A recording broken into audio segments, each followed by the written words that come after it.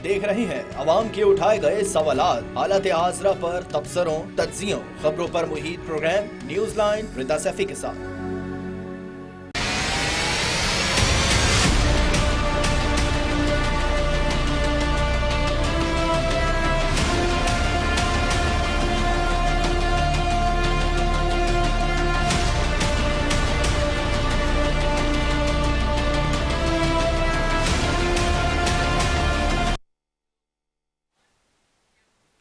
अस्सलाम वालेकुम, मैं हूँ रिदा सैफी। क्या पाकिस्तान और भारत के माबैन मुज़ाकरात की एक नई बिसात बिछने जा रही है? और क्या सदर डोनाल्ड ट्रंप की ताजराना हरकत भारत की हठधर्मी को मोम कर पाएंगी? इन सवालात का वाज़े जवाब आने में कुछ वक्त लगेगा। ट्रंप जल्दी में लगते हैं। वो एक ताकतवर आलमी रहनुमा की हैसियत से अपना लोहा मनवाना चाहते हैं।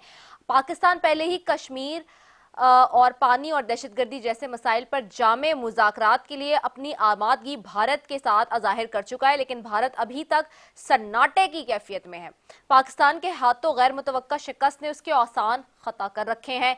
इससे जुड़ी एक और हजीमत यह हुई है कि आजमाइश की इस घड़ी में भारत तन्हा रह गया है। इजराइल ने पाकिस्तान दुश्मनी के बाइस उसे बहुत कुछ दिया, लेकिन भारत को कहीं से भी वो तवाना सिफारती हिमायत नहीं मिली जो शदीद आसाबी दबाव में, जो जंगी माहौल में सियासी क़यादत का हौसला बढ़ाती और अफवाज के अज़म को थपकी देती। बड़ी ताकतों में से चीन डटकर पाकिस्तान के साथ खड़ा रहा। रूस, जो कभी भारत का गर्म जोश दोस्त था, गैर जानिबदारी की चादर ओढ़े बैठा रहा। बरतानिया और फ्रांस दफ्तर खारजा की टेक्साल में ढले रस्मी बयानात से आगे न बढ़े। नरेंद्र मोदी को यकीन था कि किसी भी तनाज़े में सदर ट्रंप भारत की खुली हिमायत करेंगे और पाकिस्तान को भारत की आंख से देखेंगे, लेकिन ऐसा नहीं हुआ। अमेरिका ने निहायत जचे तले मुतवाजन अंदाज में दोनों मुमालिक को एक ही सतह पर रखते हुए सारी तवज्जो जंग बंदी के ऊपर मरकूज कर रखी। अमूमी गुफ्तगू में सिफारती आदाब और तकाजे को ज्यादा अहमियत ना देने की शोहरत रखते हुए भी सदर ट्रंप इस मामले में बहुत मोहतात रहे। ट्रंप का ये रवैया पाकिस्तान के लिए निहायत हौसला अफजा है, लेकिन भारत की तवक्कुआत के बिल्कुल बरक्स था। सो उसे शदीद मायूसी हुई है। अब एक सफारती जंग छिड़ गई है। इस हवाले से हुकूमत की क्या पॉलिसी होनी चाहिए? सवाल ये भी है, भारत को आलमी सतह पर कैसे काउंटर किया जाना चाहिए? आज के अपने पैनल से इसी हवाले से पूछेंगे।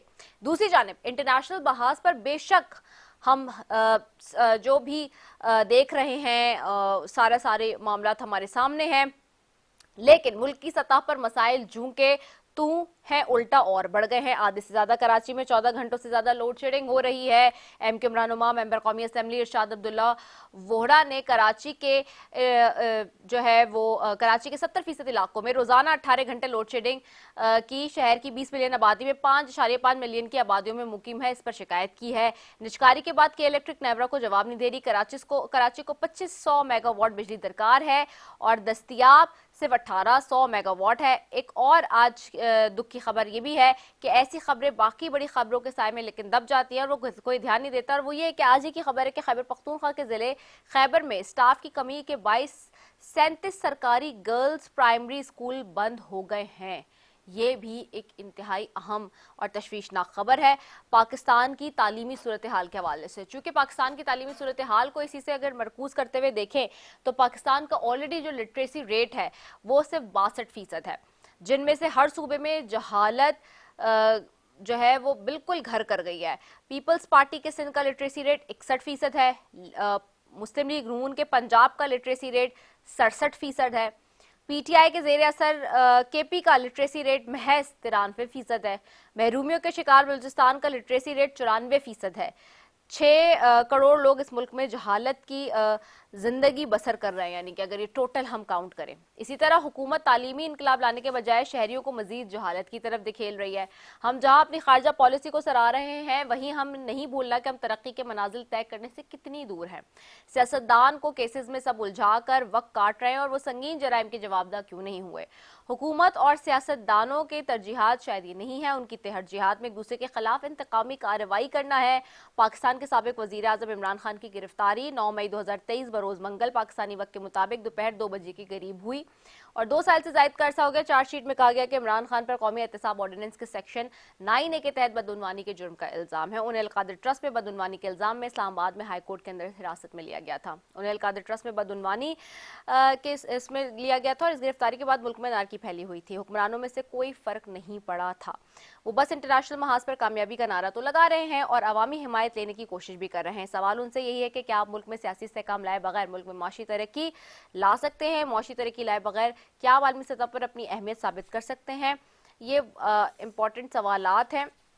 اور دوسری جانب پاکستان کے لیے آج ایک خوشائن خبر بھی ہے کہ حکومت پاکستان نے مارکہ حق میں آپریشن بنیان المرصوص کی اعلیٰ حکمت عملی اور دلیرانہ قیادت کی بنیاد پر ملکی سلامتی کو یقینی بناتے ہوئے اور دشمن کو شکست فائج دینے پر جنرل سید عاصم منیر کو جو کہ نشان امتیاز ملٹری کو ہیں ان کو فیلڈ مارشل کے عہدے پر ترقی دینے کی منظوری دی ہے اور بلکہ ان کو بنا دیا گیا ہے فیلڈ مارشل کا عہدہ دے دیا گیا. یہ ہائیسٹ رینک ہے آرمی میں ملٹری میں اور پاکستان میں یہ دوسری شخصیت ہیں.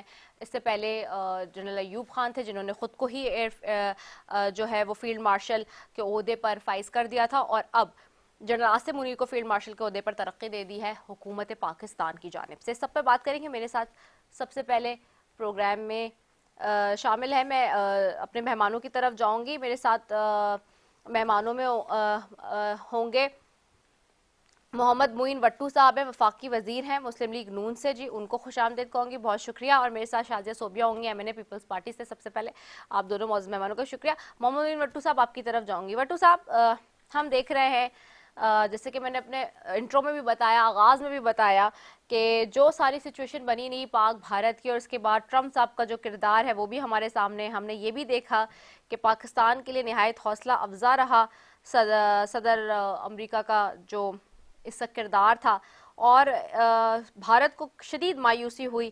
لیکن اب ایک سفارتی جنگ چھڑ گئی ہے اور اس حوالے سے حکومت کی کیا پالیسی ہونی چاہیے اور کیا پالیسی ہوگی آنے والے دور میں, کیونکہ اب نئے بلاکس بھی بن رہے ہیں, نیا آرڈر بھی بن رہا ہے پوری دنیا میں. تو یہ جو ورلڈ آرڈر دوبارہ سے ترتیب دیا جا رہا ہے کیونکہ اس ساری صورتحال میں سب کے کردار بڑے واضح سامنے آ گئے.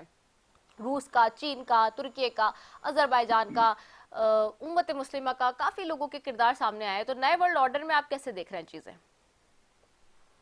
دیکھیں یہ ایک تو میں سمجھتا ہوں کہ بڑی خوشائند بات ہے ہم سب کے لیے, پورے پاکستان کے عوام کے لیے اور پاکستان کے لیے کہ دنیا نے اس دفعہ ہمارے موقف کی تعریف کی ہے. بھارتی سطح پہ ہمیں کامیابی حاصل ہوئی ہے اور بین الاقوامی طور پہ پاکستان کی عزت میں نہ صرف اضافہ ہوا ہے بلکہ پاکستان کو بین الاقوامی طور پہ تعلقات میں کامیابی حاصل ہوئی ہے.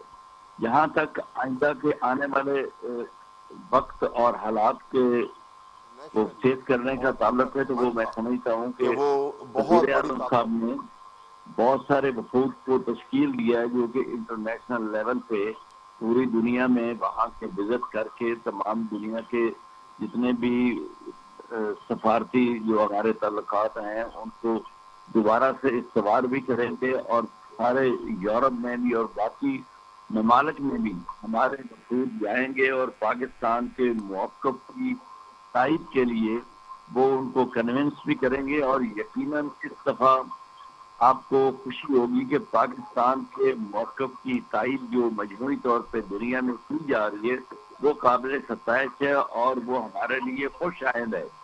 اور اب بھی جہاں تک پاکستان کا تعلق ہے, پاکستان نے دنیا میں یہ اپنا نیریٹو ثابت کیا ہے کہ پاکستان ایک امن پسند ملک ہے. اور جہاں تک ہمارے دشمن ملک انڈیا کا تعلق ہے اس کے جو دہشت گردی اور جارحیت کے جو منصوبہ جات ہیں وہ بھی دنیا کے سامنے بے نقاب ہوئے ہیں. اور جو انڈیا نے پاکستان پہ جارحیت کی اور پاکستان پہ وہ حملہ آور ہوا اور پاکستان کی مسلح افواج اور پاکستان کی ایئر فورس نے اللہ تعالیٰ کے فضل و کرم سے وزیر اعظم پاکستان میاں محمد شہباز شریف صاحب کی جو ایک سیاسی بصیرت ہے اس کے پیش نظر جو کامیابیاں حاصل کی ہیں اور میں سمجھتا ہوں کہ یہ کامیابیاں ایسی ہیں کہ جن سے نہ صرف دنیا میں ہماری عسکریت کی جو ایک قوت ہے اس کو تسلیم کیا گیا ہے بلکہ پاکستان کو سفارتی میدان میں بھی کامیابیاں حاصل ہوئی ہیں.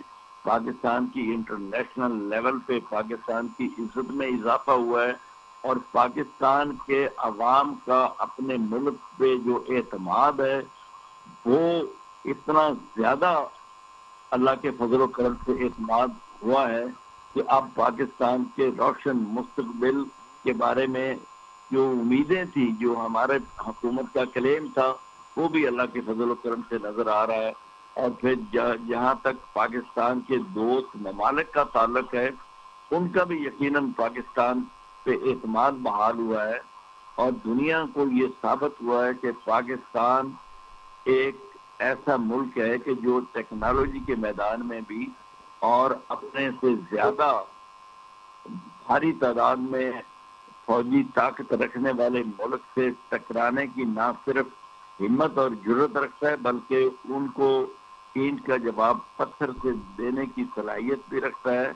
اور جو منہ توڑ جواب دینے کا ایک فکرہ استعمال کیا جاتا ہے, وہ میں سمجھتا ہوں کہ اب جو موجودہ پاک بھارت جو جھڑپیں ہوئی ہیں اور یہ جو لڑائی ہوئی ہے, اس میں یہ ثابت ہوا ہے کہ پاکستان نے ان کو منہ توڑ جواب دیا. اور انشاءاللہ تعالی میں پورے رسوخ سے کہتا ہوں کہ آئندہ کے لیے بھارت کو پاکستان کے خلاف اس طرح کی جو فوج کشی کرنے کی ضرورت کبھی نہیں ہوگی, اور پاکستان انشاءاللہ تعالی اس مارکے کے بعد معاشی طور پہ بھی ترقی کرے گا, اور پاکستان جو معیشت یہ جو اس وقت بحرانی کیفیت ہے, ہم بہت ساری طے کر چکے ہیں, اور اللہ کے فضل کرم سے معاشی طور پہ بھی پاکستان بہتر ہو گیا ہے.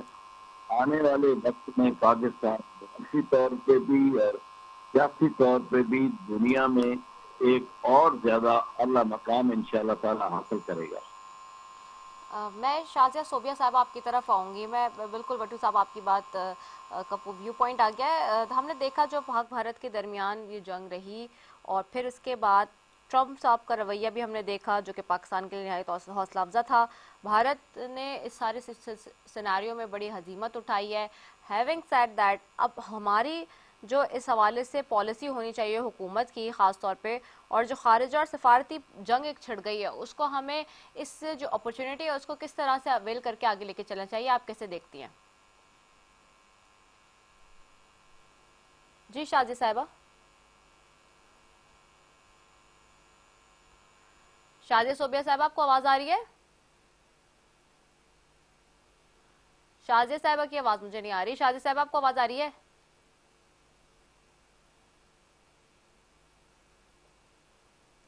نہیں, وہ اگر ان کو آواز نہیں آ رہی تو آپ کے اس جی جی سوال کے بارے میں یہ جی جی بٹو صاحب بولیے. کر دوں جی جی جی بالکل جی. یقیناً پاکستان کے مستقبل پہ اس کے انتہائی مؤثر جو ہے نا وہ اثرات مرتب ہوں گے, اور بہت مثبت اثرات جو مرتب ہوں گے.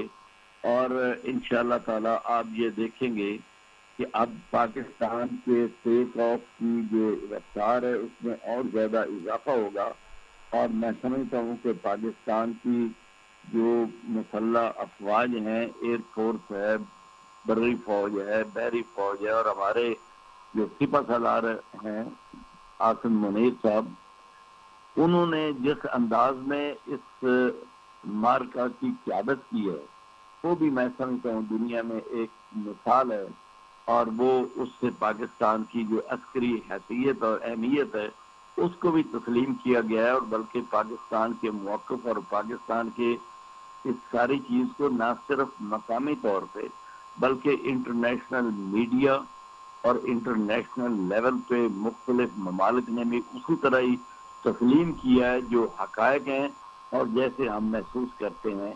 یہ انشاءاللہ تعالی ہمارے لیے بڑی خوش آئند بات ہے. بالکل ایسا ہی ہے, بالکل آپ نے ٹھیک کہا. شازیہ صوبیہ صاحب آپ کو آواز آ رہی ہے؟ اب شازیہ صوبیہ صاحبہ آپ کو اب آواز آ رہی ہے؟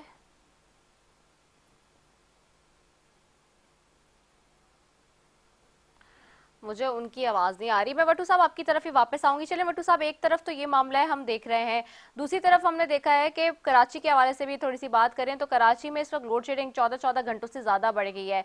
एमकेएम के मेंबर कौमी असम्बली आपके साथ और असम्बली में बैठते हैं अरशद वोरा साहब, उन्होंने कराची के 70% इलाकों में कहा है कि जी रोज़ाना 18 से 20 घंटे की लोड शेडिंग हो रही है। ठीक है, मुल्की सतह के मामला, सफारती सतह के मामला, लेकिन हमारे जो इंटरनल बुनियादी मसाइल हैं उनको भी हमने हल करना है। हुकूमत निजकारी के बाद कहते हैं कि निजकारी के बाद के इलेक्ट्रिक कहते हैं कि हम नेपरा को जवाब दे ही नहीं है। 2500 मेगावाट बिजली दरकार होती है लेकिन सिर्फ 1800 मेगावाट है। तो ऐसी सूरत हाल में क्या होगा? क्या इसी तरह से के इलेक्ट्रिक करता रहेगा, लोग पिसते रहेंगे, कराची के आवाम पर बोझ डलता रहेगा? ये यकीनन ये मैं समझता हूँ कि कराची के आवाम के लिए ये बहुत बड़ा मसला है और ये बड़ा तकलीफ दे है लोड शेडिंग। लेकिन इसमें बेसिकली तो वहाँ ये लोकल लेवल को पे इसको सॉल्व करने का जो तरीकाकार है, लेकिन इसमें मैं समझता हूँ कि जहाँ मकामी हुकूमत या सूबाई हुकूमत ये समझे कि वफाकी हुकूमत की कहीं किसी जगह पे कोई असिस्टेंस की, कोई उनके कोऑपरेशन की, किसी तरह की कोई ज़रूरत हो, तो वो मेरा ख्याल है सूबाई हुकूमत वफाक से कह सकती है कि जी यहाँ तक हमारे मसाइल के हल में आप हमारे साथ कंट्रीब्यूट करें। तो वफाकी हुकूमत तो पहले भी जो है जितने भी पानी के मसाइल में के 4 वाला जो वहाँ प्रोजेक्ट चल रहा है, उन मसाइल में भी वफाकी हुकूमत जो है ना अपना किरदार अदा कर रही है। और इंशाअल्लाह ताला इसमें भी जो कंट्रीब्यूशन वफाक की तरफ से चाहिए होगी उसमें वफाकी हुकूमत की तरफ से मुकम्मल कोऑपरेशन और तावन रहेगा। अच्छा, ठीक हो गया, तावन रहेगा। मैं दोबारा जाती हूँ। शाजिया, आपको आवाज़ आ रही है मेरी? शाजिया साहब, आपको आवाज़ आ रही है मेरी? जी जी, मुझे आवाज़ आ रही है। अच्छा, चलें, थैंक गॉड आपको आवाज़ आ गई, क्योंकि 2 दफ़ा मैं सवाल कर चुकी हूँ, आपकी तरफ आ भी चुकी हूँ। मोइन वट्टू साहब तो हमारे साथ हैं ही, वफाकी वज़ीर मुस्लिम लीग नून से। मैं आपसे भी, मेरा सवाल यही था, पहला सवाल आपसे, मैं इस बात पे हम डिस्कस कर रहे थे खारजा पॉलिसी के हवाले से, ख़ास कर इस तनाजुर में जो पाकिस्तान और भारत के दरमियान जो इस वक्त मार्का रहा, जंग जनू रहा, और उसके बाद हम देखते हैं कि जंग बंदी पर तवज्जो मरकूज़ की अमेरिका ने, और नहायती मुतवाज़न अंदाज में कहा, जबकि ये समझता था भारत कि इस तनाज़े में सदर ट्रंप भारत की खुली हिमायत करेंगे और पाकिस्तान को भारत की आंख से देखेंगे, लेकिन ऐसा नहीं हुआ। हैविंग सेड दैट, हमने ये भी देखा कि उनका रवैया पाकिस्तान के लिए नहायत हौसला अफजा रहा ट्रंप का, और भारत के तवक्कुआत के बरक्स हुआ, जिसमें भारत को शदीद मायूसी हुई। और इस सफारती जंग अब एक हमारे सामने है, जिसमें हम देख रहे हैं कि न्यू वर्ल्ड ऑर्डर तरतीब दिया जा रहा है, ब्लॉक्स बन रहे हैं नए। इस वक्त चीन में मौजूद हैं नायब वज़ीर ख़ारजा, वज़ीर ख़ारजा और नायब वज़ीर आज़म इसहाक डार साहब, और साथ ही साथ जो है चीन ने पाकिस्तान की खुद मुख्तारी और इलाकाई सालमियत के तहफ़्फ़ुज़ में साथ देने का अलल ऐलान भी कर दिया। इसी तरह हमने रशिया का, रूस का भी किरदार देखा कि क्या रहा।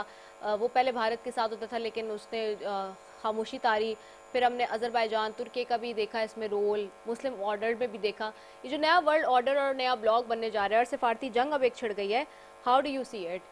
और हमें इसको अब ख़ासतौर पे इस हवाले से ज़रूर बताइएगा अब हुकूमत की क्या पॉलिसी होनी चाहिए और भारत को आलमी सतह पर कैसे काउंटर करने के साथ साथ ये जो अपॉर्चुनिटी हमें बहुत बड़ी मिली है इसको किस तरह से हैंडल करना चाहिए? जी देखिए विदा, सबसे पहली बात तो ये है कि मैं ये कहना चाहूँगी कि ये जो टीम बनाई गई है सफारतकारी के लिए, मैं समझती हूँ कि ये सबसे बहुत अच्छा इनिशिएटिव है गवर्नमेंट का, कि जिससे हमारी पूरी दुनिया में एक पॉजिटिव जो रिस्पांस है या पॉजिटिव फेस है पाकिस्तान का, वो बताया जाएगा। जो जिस तरह से ये कहा जाता है कि पाकिस्तान में नर्सरी है दहशतगर्दों की, तो वो चीज़ जो है वो एक नेगेटिव नैरेटिव बनाया गया है पाकिस्तान के लिए। तो ये जब सफारतकारी के हमारे इक़दाम जब आगे जाएंगे और हम जब उन मुल्कों से मिलेंगे जो जहाँ पे ये नैरेटिव क्रिएट किया गया है पाकिस्तान के अगेंस्ट, वहाँ पे ये सारी चीज़ें बहुत अच्छी तरह से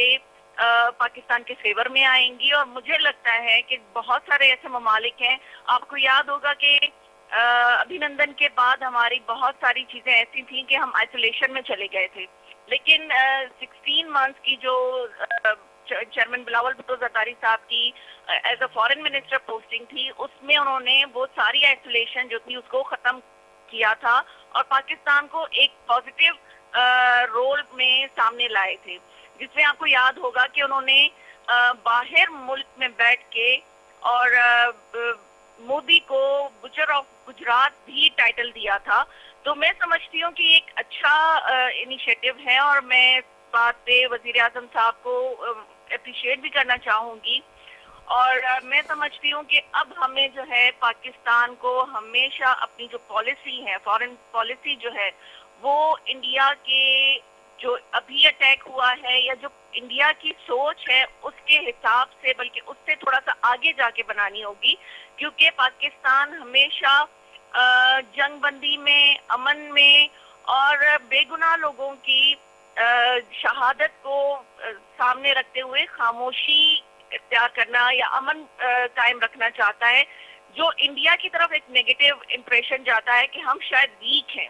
تو وہ چیزیں ہمیں مائنڈ میں رکھتے ہوئے اپنی پالیسی کو آگے بنانا ہوگا، اور وہ پالیسی ایسی ہو، لانگ ٹرم پالیسی ہو، چاہے گورنمنٹ چینج ہو جائے، لیکن ہماری جو فارن پالیسی ہے، نہیں آنے والی گورنمنٹ جو ہے اس میں ضرور امینڈمنٹ کرے، لیکن وہ لانگ ٹرم پالیسی ہو جو ہمارے ان ممالک میں جہاں پہ ہم پازیٹیو رسپانس کے لیے جا رہے ہیں وہاں پہ وہ وہی پالیسی فالو کی جائے. اور میں تو اپریشیٹ کرنا چاہوں گی آپ کے پروگرام کے توسط سے جو ہمارے یو کے میں ایمبیسیڈر ہیں یا جو ہمارے یو ایس میں ایمبیسیڈرز ہیں، انہوں نے اس وقت میں اکیلے وہاں بیٹھی، یہاں میں تو ہماری افواج پاکستان جنگ لڑ رہی تھی، وہاں وہ جو نیریٹو بلڈنگ کر رہے تھے پاکستان کی، میں ان کو اپریشیٹ کرنا چاہوں گی.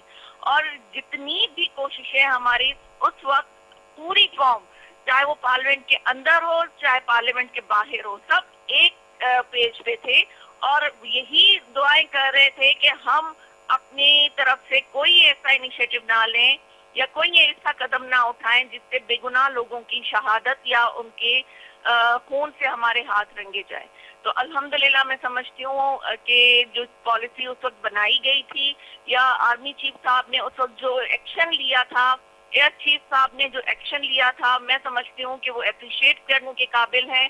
اور اسی طرح سے ہی ہم سب کو ایک ہی، چاہے ہماری پولیٹیکل جنگیں کتنی بھی ہوں، لیکن جب پاکستان کی بات آئے تو ہم سب کو ایک ساتھ ہونا ہے. اور سب سے بڑا رول جو میڈیا نے پازیٹیولی پلے کیا، میں اپریشیٹ کرنا چاہوں گی اپنے سارے میڈیا کے چینلز کو جو پاکستان کو پاکستان کی عوام کو لمحہ لمحہ انہوں نے خبردار رکھا اور باخبر رکھا کہ وہ کیا ہو رہا ہے بارڈر کے اس طرف اور یہاں پہ کیا ہو رہا ہے اور ہمارے باہر لوگوں کا کیا رویہ ہے. ٹھیک ہو گیا. اچھا، ایک طرف تو یہ معاملہ ہے، ہم انٹرنیشنل سطح پر بات کر رہے ہیں، ابھی بٹو صاحب نے بھی یہی بات کی، بہت زبردست ساری چیزیں. دوسری جانب ہم دیکھ رہے ہیں، چلیں انٹرنیشنل محاذ پہ ساری چیزیں ہیں، لیکن ہمارے انٹرنل بھی ایشوز ہیں جس کے اوپر ہم نے بات کرنی ہے. آج چونکہ آپ کا تعلق پیپلز پارٹی سے ہے، آج ہم نے دیکھا ہے کہ with in these past days ہم دیکھ رہے ہیں سندھ اور ادھر سندھ اسمبلی میں بھی اور نیشنل اسمبلی میں بھی ایم کیو ایم بہت زیادہ کراچی کے مسائل کے حوالے سے اپنے ویو پوائنٹس اٹھا رہی ہے، جس میں ارشد وورا صاحب نے کراچی کے 70% علاقوں میں روزانہ 18 گھنٹے کی لوڈ شیڈنگ کا انکشاف کرتے ہوئے 5.5 ملین کچی آبادیوں میں انہوں نے کہا ہے کہ جی اس وقت 20 ملین سے زیادہ جو ہے وہ میں سے جو 5.5 ملین آبادی ہے اس میں جو ہے وہ لوڈ شیڈنگ کی بے انتہا اس وقت بری صورتحال ہے. اور 18 گھنٹے لوڈ شیڈنگ کراچی میں ہونا آپ کو پتہ ہے کتنا زیادہ ورسٹ ہو جاتا ہے معاملہ. گرمی بہت زیادہ ہے اور نجکاری کی بات کی ہے، الیکٹرک نیپرا کو جواب دے ہی نہیں رہا. انہوں نے کہا ہے 2500 میگا واٹ بجلی درکار ہے لیکن 1800 میگا واٹ صرف ہے، باقی شارٹ فال ہے. ابھی وٹو صاحب سے بھی میں یہی بات کر رہی تھی کہ ٹھیک ہے آپ انٹرنیشنل سطح پہ بہت اچھے کام کریں، لیکن ملک کے جو عوام ہے جن سے ملک بنا ہے، جس سے ساری چیزیں ہیں، ان کے جو بنیادی مسائل ہیں ان کو بھی حل کرنا ہے. تو وفاقی حکومت کہتی ہے کہ جی 18ویں ترمیم کے بعد ایسے صوبوں کے پاس بھی رائٹ ہے کہ وہ لے سکتے ہیں ایشوز کے اوپر اسٹینڈ. تو یہاں کیا کر رہے ہیں کراچی کے حوالے سے؟ کراچی میں جو صورتحال ہے وہ تو آپ بھی بہتر جانتی ہیں میڈم.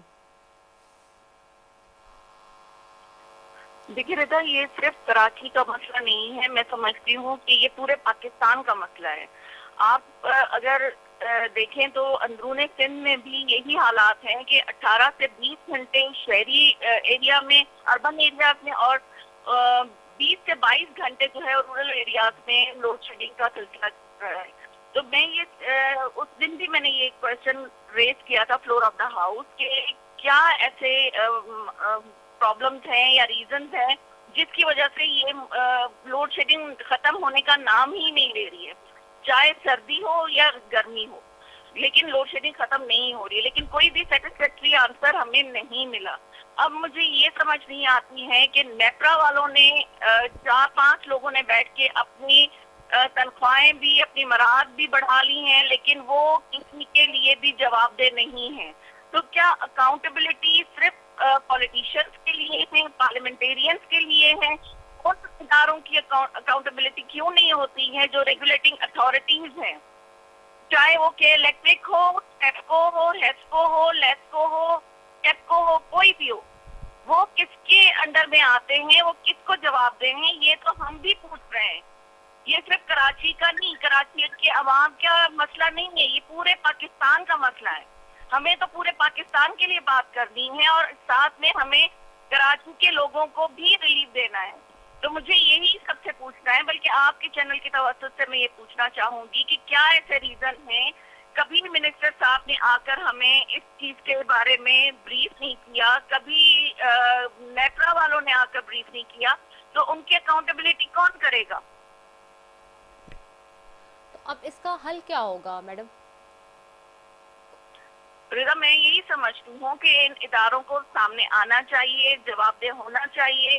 اب وہ کون سے فلور پہ آ کے جواب دیں گے یہ مجھے نہیں پتا ہے، کیونکہ وہ پارلیمنٹیرین کو یا پارلیمنٹ کو میرے خیال میں اس قابل نہیں سمجھتے ہیں کہ وہ جواب دہ ہوں ان کے۔ لیکن لاسٹ ٹائم بھی میں نے نیپرا کے اگینسٹ ایک کالنگ اٹینشن موو کیا تھا، جو انہوں نے آ کے ریکویسٹ کر کے وہ ختم کروایا کہ یہ کالنگ اٹینشن آپ نہ دیں۔ تو ان کی باتیں سنی جاتی ہیں، ان کے لیے سب لوگ کھڑے ہوئے ہیں، لیکن ان کو پوچھنے کے لیے، ان کی اکاؤنٹیبلٹی کرنے کے لیے کوئی بھی نہیں ہے۔ وٹو صاحب ساتھ ہیں، ان سے پوچھ لیتے نا۔ وٹو صاحب، یہ جو کہہ رہی ہیں شازیہ صوبیہ صاحبہ، آپ لوگ حکومت کا حصہ ہیں، آپس میں جوائنٹ آپ کی حکومت بھی ہے، وہ کہہ رہی ہیں کہ کوئی جواب ہی نہیں دیتا، کہ کال اٹینشن بھی دے رہے ہیں لیکن پھر بھی آنسر نہیں مل رہا، کیسے ہوگا یہ مسئلے کا حل سر؟ نہیں، وہ پتہ نہیں میری بہن کو کوئی غلط فہمی ہوئی ہوگی۔ جتنے بھی آج تک سیشن ہوئے، جتنے بھی سوالات آئے، میں ہر وقت ہر سیشن میں موجود ہوتا تھا، اور پرسوں بھی جو میرا خیال ہے شاید فرائیڈے کو تھا، وہ 3-4 کویشچن تھے اور وہ واٹر ریسورسز کے بارے میں ہی تھے۔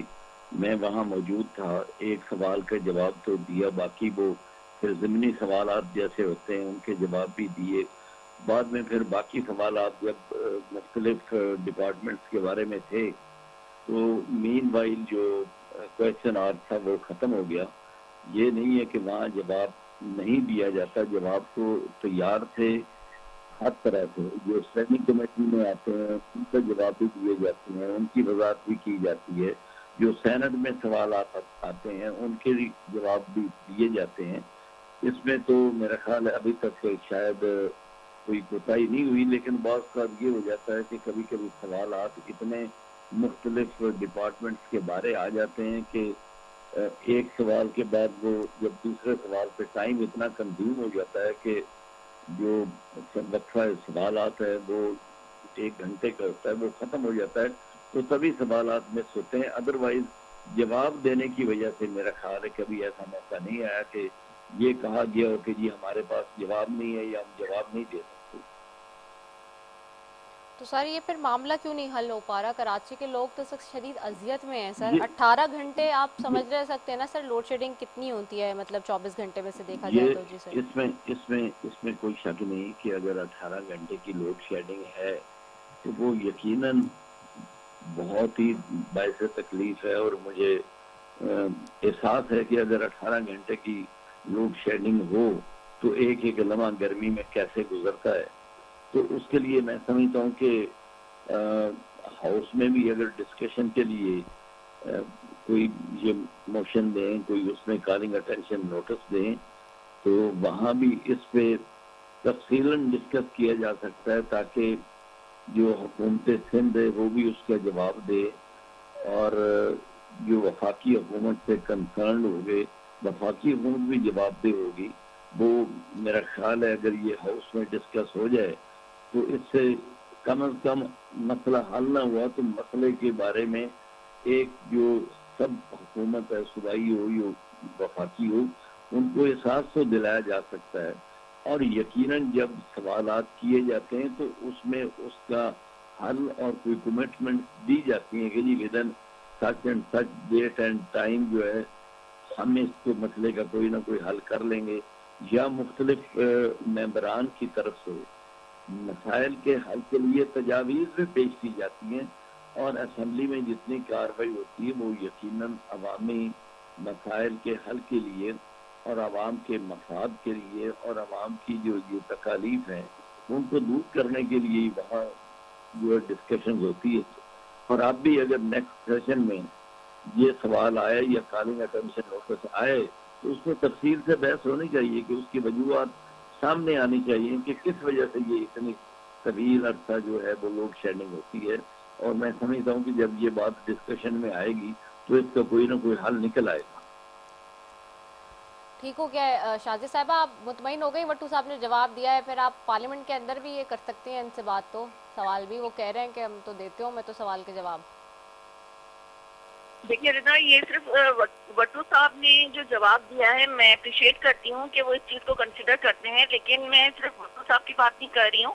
میں منسٹر آف انرجی جو ہے ان کی طرف سے بھی ہمیں کوئی سیٹسفیکٹری آنسر نہیں ملا ہے. یہ تو ابھی وٹو صاحب سے انشاءاللہ کل ملاقات ہوگی تو میں ان سے ڈیٹیل میں اس چیز پہ ڈسکس کر لوں گی کہ اگر کوئی مسئلے کا حل نکل سکتا ہے. کیونکہ اگر آپ اندرون سندھ میں دیکھیں تو اس وقت کراچی بلکہ اسلام آباد میں بھی اس وقت ٹیمپریچر جو ہے وہ 40 سے اوپر ہی جا رہا ہے. تو اس حالت میں اگر آپ لوڈ شیڈنگ اور بجلی کا بحران دیکھیں گے تو وہ یہی ہوگا کہ ہم لوگوں کو کس طرح سے سیٹسفائیڈ کر سکتے ہیں. اور اگر ہم سولر کی طرف جا رہے ہیں تو اس پہ بھی ٹیکسز جو ہے وہ لگائے جا رہے ہیں. تو یہ ساری چیزیں جو ہیں مسئلے کا حل کہیں سے بھی نظر نہیں آ رہا ہے. اور اگر وٹو صاحب کے پاس کوئی ایسی سجیشن ہے یا وہ ہمیں بیٹھ کے کوئی ایسی بتا سکتے ہیں تو ہم انشاءاللہ ساتھ بیٹھ کے بات کریں گے. اچھا چلے، یہ تو دو ایک بہت اہم معاملات تھے. یہ ہو گئے. تیسرا ایک اور مسئلہ ہے جو میں نے آغاز میں بتایا، وہ ہم نے آج دیکھا ایک خبر آپ لوگوں کی نظر سے بھی گزری ہوگی. خیبر پختونخوا کے ضلع خیبر میں اسٹاف کی کمی کے باعث 37 سرکاری گرلز پرائمری اسکول بند ہو گئے ہیں.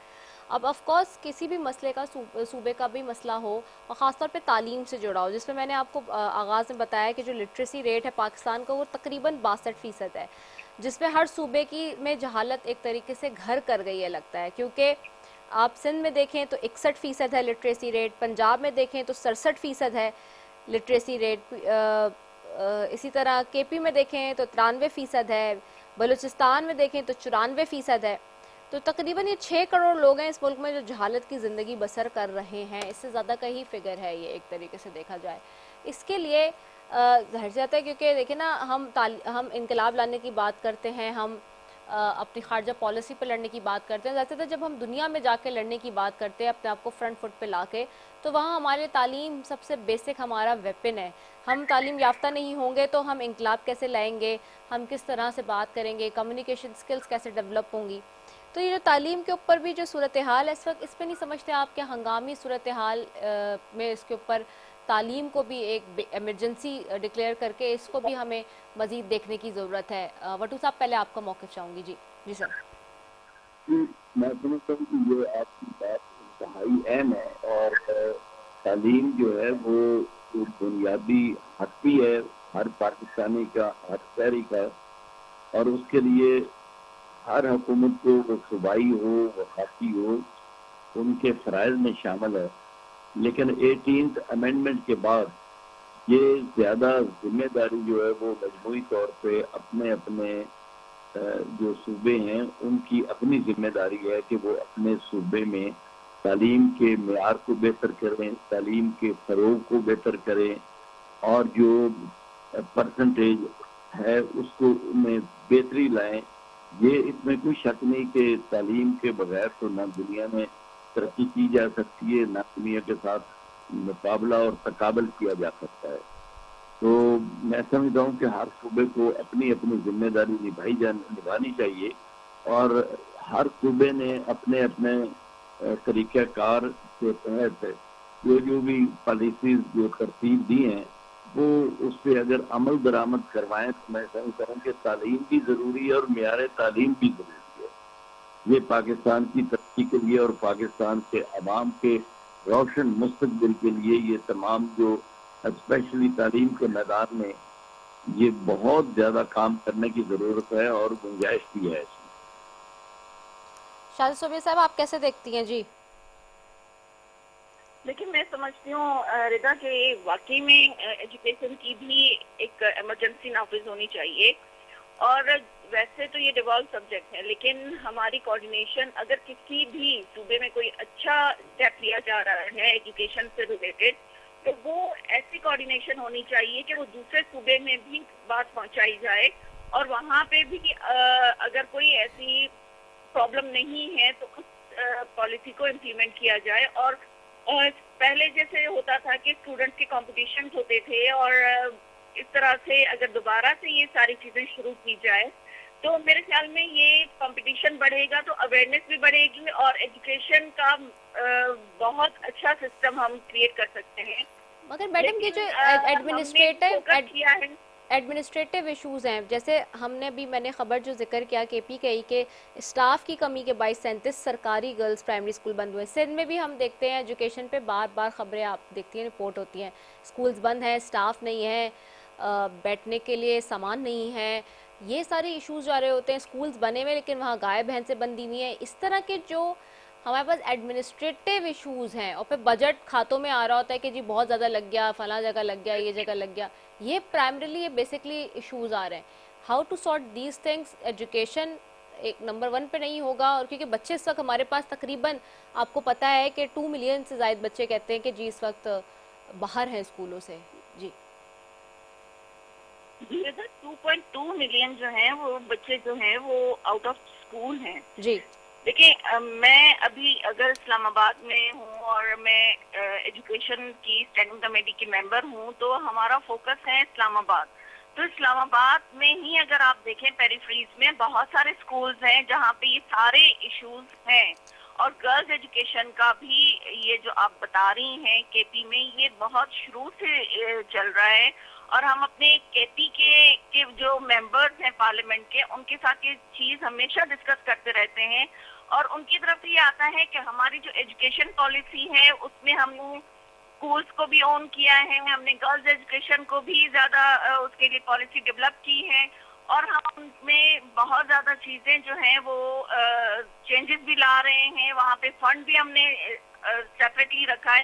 لیکن اب جو آپ کی طرف سے یہ نیوز آ رہی ہے تو میرے خیال میں یہ ایک سیریس ایشو ہے، اور اس پہ سب کو مل کے بیٹھنا چاہیے، اور ایک ایجوکیشن ایمرجنسی ڈکلیئر کرنی چاہیے، چاہے وہ کراچی سے لے کر خیبر تک ہو، ان میں سب کو انوالو ہونا ہوگا اور سب کو اپنے بچوں کو ایجوکیٹ کرنا ہوگا، کیونکہ اگر ہم نے آگے جانا ہے اور 5th جنریشن وارفیئر سے ہم نے لڑائی کرنی ہے تو وہ اسی بیس پہ ہو سکتی ہے جب ہمارے بچے جو ہیں وہ اچھی تعلیم اور تربیت سے آراستہ ہوں گے۔ ٹھیک ہو گیا، بہت شکریہ آپ دونوں معزز مہمانوں کا۔ محمد معین بٹو صاحب وفاقی وزیر ہمارے ساتھ موجود تھے، شاہد صوبیہ تھی MNA پیپلز پارٹی سے۔ ناظرین، تعلیم کا معاملہ ہو یا پھر لوڈ شیڈنگ کا معاملہ ہو، یہ بنیادی مسائل ہیں جو کہ اس وقت حکومت میں بیٹھے افراد کو چاہیے کہ ہنگامی بنیادوں پر ان مسائل کو حل رکھیں۔ بلا شبہ ملکی سطح پر جو معاملات ہیں وہ انتہائی اہمیت کے حامل ہیں۔ آپ کی سفارتی پالیسی بہت میٹر کرتی ہے، خارجہ پالیسی بہت میٹر کرتی ہے، آپ کے سیکیورٹی کے مسائل جس طرح سے حل ہوئے وہ بہت میٹر کرتے ہیں۔ یہ ساری چیزیں من حاصل قوم بہت امپورٹنٹ ہیں، لیکن ساتھ ہی بنیادی ضروریات بھی بہت امپورٹنٹ ہے۔ بنیادی حقوق کے خیال رکھنا بھی حکومتوں کی ترجیحات میں شامل ہونا چاہیے۔ اسی کے ساتھ اپنی میزبان رضا سیفی کو دیجیے اجازت۔ پاکستان زندہ باد۔